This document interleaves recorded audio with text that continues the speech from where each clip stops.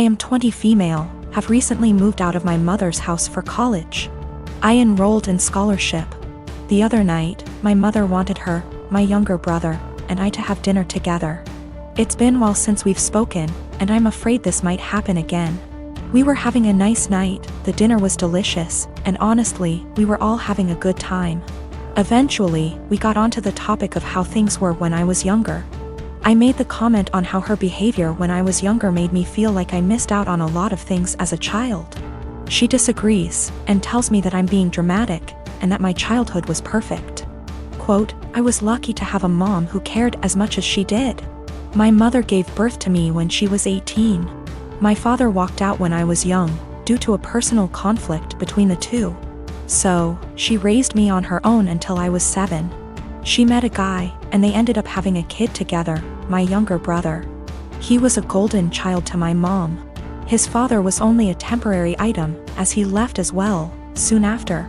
Although the father of my brother was still visible in his life, I didn't have anyone to look up to as a father figure. Eventually, my mom went through a phase of depression after they separated. She started to care less and less about her children, and more about her parties and men she wanted to sleep with. It ended up getting so bad that by the time I was 10, I was a full-time caretaker of my younger brother. With the exceptions of the weekends he was with his father. I started to cook, clean, do everyone's laundry, and take care of everything outside of the boundaries of my home. From ages 13 to 15 I began missing out and losing good friends because I wasn't able to participate in any activity related to anyone else. I didn't get a car or a phone until I was 18, and even then I wasn't allowed to leave my house. I graduated senior year with flying colors and ended up getting a scholarship to a really good college. I took this opportunity not only to focus on myself, but to also help my mother realize that I was not going to be around forever. When she found out I got the scholarship, she threw a fit and told me I wasn't allowed to leave my responsibilities here at home. I left a week after the conversation. I did make sure that my younger brother was safe with his second guardian at the time. My mother and I talked on some occasions but never really kept contact. We got together, and you know the story.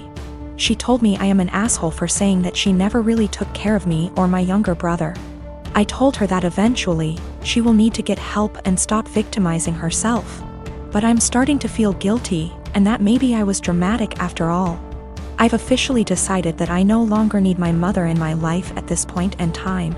I'm now going to only focus on myself, and working towards a successful career in law. Of course, my mom won't take it well, but it won't really matter to her in the long run. Her children never really mattered to her. I'm going to stay in contact with my younger brother, though. I'm going to make sure that he doesn't possibly go through the same amount of trauma I did. When I was a teenager, my dad bought me a classic 1972 Ford Bronco. It was my true passion, and I don't recall a memory from high school that somehow doesn't involve that truck. Plus my dad and I would spend hours and hours working on it together, and we went through that especially father/son rough patch. When I was teenager, it was always that Bronco that brought us back together. I made a huge mistake and sold the truck when I turned 19, and my dad died of a heart attack 2 months later. So while not logical, I've always felt a karmic connection between the two events. We had a baby in early February. She is our first and the light of my life. My wife is doing well, but she's back at work and she's realized that she hates all the daycares we've tried and really wants to be a stay-at-home mom, and plus she's still very hormonal from delivery. Lack of sleep and breastfeeding, so she's having a rough time and is angry a lot. I guess I need to say this. 2 weeks ago I was driving through our town's warehouse district and saw a Bronco that was pretty beat up but resembled mine. I stopped just for nostalgia's sake, and the owner came out and let me take a look inside. My dad and I had glued a wheat penny under the dash as sort of security measure, so I just sort of checked, and goddamned if it wasn't my Bronco. I asked him if he'd ever consider selling it. He said actually someone was on I-25 as we spoke from Colorado to buy it for $21,000. I freaked out and asked him if I could buy it right then and there for $23,000. He said if I could come up with the cash, yes. I had been procrastinating setting up a 529, so I had $12,000 in savings that my wife's parents had given us, I maxed out my credit card to Venmo and my mom bought down a check for $4,000 and I drove away in my old car. It was like a dream come true. Like a literal dream come true. It needs a lot of work I can't afford right now, but it's mine. Like in my driveway, mine. Again. I can't even describe what a joy this is. My wife and her parents are furious with me. They feel I was deceptive, that a real man would have sacrificed anything and everything so my wife could go stay at home with his kids, and that's setting aside that they gave us the money for a college fund. My point is my daughter is only 6 months old, we have 18 years to set up a college fund of her. But this Bronco means everything to me, and if I wouldn't have acted it would have been gone forever. Now it can be that same connection between me and my kids. To me it's the literal meaning of happiness. I talked with my mom and she is basically going to buy the Bronco from me in order to refill the college fund and pay off the credit card. The $4,000 will be a gift and she's going to give me whatever I need to restore it. She's always been awesome to me and she's rather the money be spent now than wait for me and my sister's inheritance.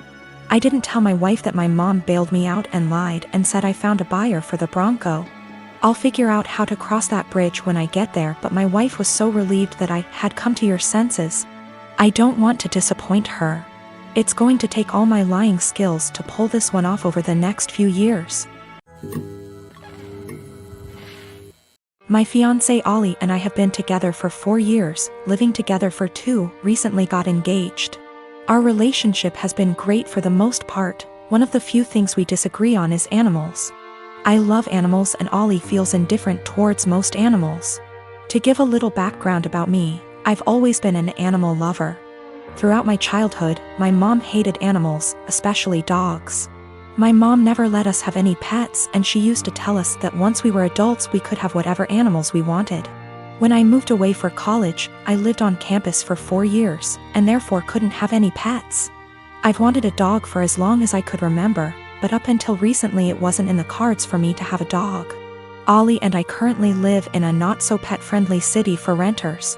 I always lived in apartments that never allowed pets, even with a pet deposit. When Ollie and I met I told her about wanting to get a dog someday. Ollie told me that she doesn't like a lot of dogs, but would be open to the right dog. This was in the very beginning of us meeting. I basically made it really clear that I will own a dog one day. Throughout our relationship, I would occasionally bring up wanting a dog. Ollie would remind me that our apartment doesn't allow for pets, which was true. Ollie and I agreed that once we moved into a place that allowed for pets, we would look into getting a dog.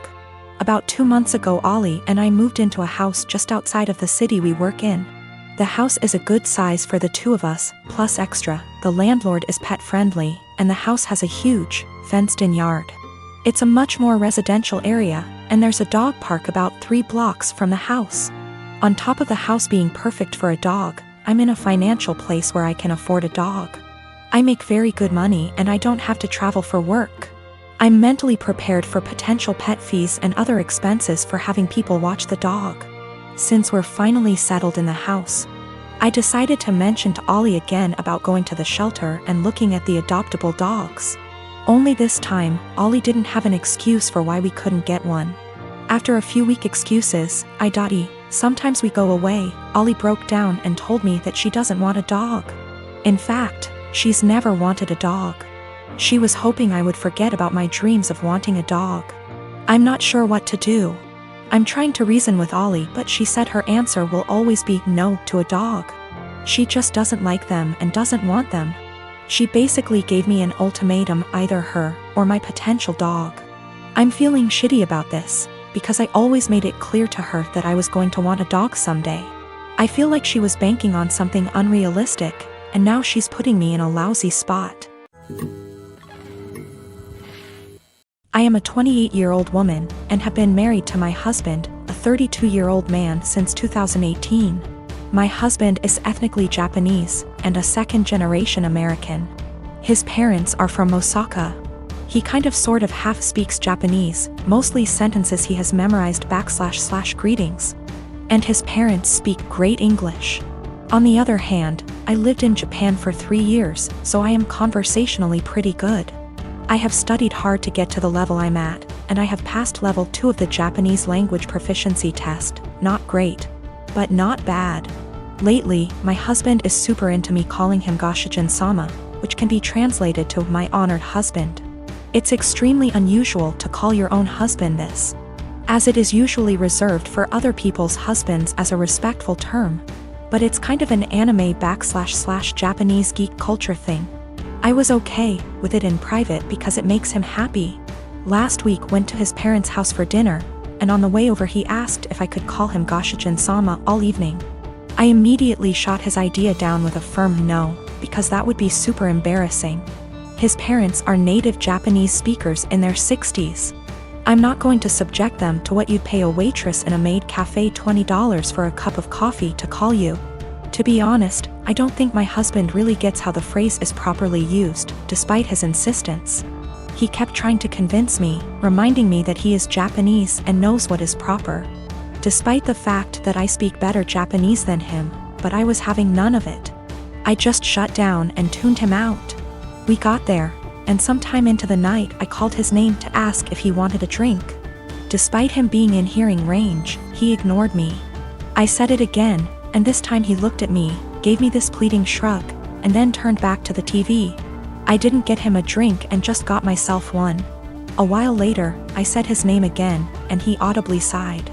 He told me that he wanted me to call him what I call him at home. To which I responded I would most certainly not be calling him what I call him at home. This was all in front of his parents, by the way. On the car drive home, I told him that I wasn't going to call him Goshijin-sama anymore because he can't draw the line between fun, playful couple stuff and his parents.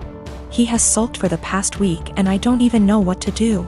Normally I would not even consider the possibility that I was wrong here, but he's normally a very rational, reasonable, and respectful person. I feel like I'm being gaslighted and don't know what to do.